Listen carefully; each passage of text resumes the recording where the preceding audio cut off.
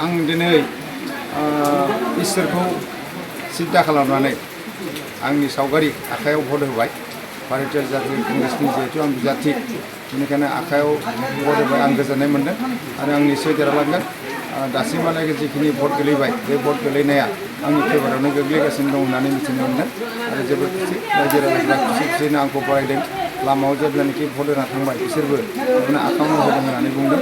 आं आसा खालामदों फैगौ समाव आं गोबां भट लानानै आं देरहालांगोन आरो बेखौनो आसा खालामदों। जेब्लानाखि दिनै भटार्स दङ बे भटार्सफ्रा जोबोद आकृष्ट जादों कंग्रेसनि प्रति। खारन एबार सोलायनायनि मोनसे लामा लादों, बे जाबाय बिजेपि सरकारखौ उৎखाट खालामनानै गोदान सरकार गौरब गगैखौ मुख्यमन्त्रि बानायनायनि जिथु सिमां, बे सिमाङा दिनैनिफ्राय जाफुंसिगोन आरो लोगोसे बे तामुलपुर बिधानसभा समस्तिखौबो रायजो राजाया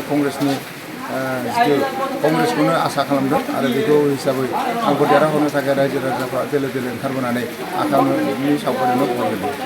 बे मोनसे सिटुवेसन दंमोन जाय समावनोखि रायजो राजाफ्रा भट होनोनो गिनाय फैदोंमोन, नाथाय दिनै फुंनिफ्रायनो लाइन जानानै दं भट होनो थाखाय।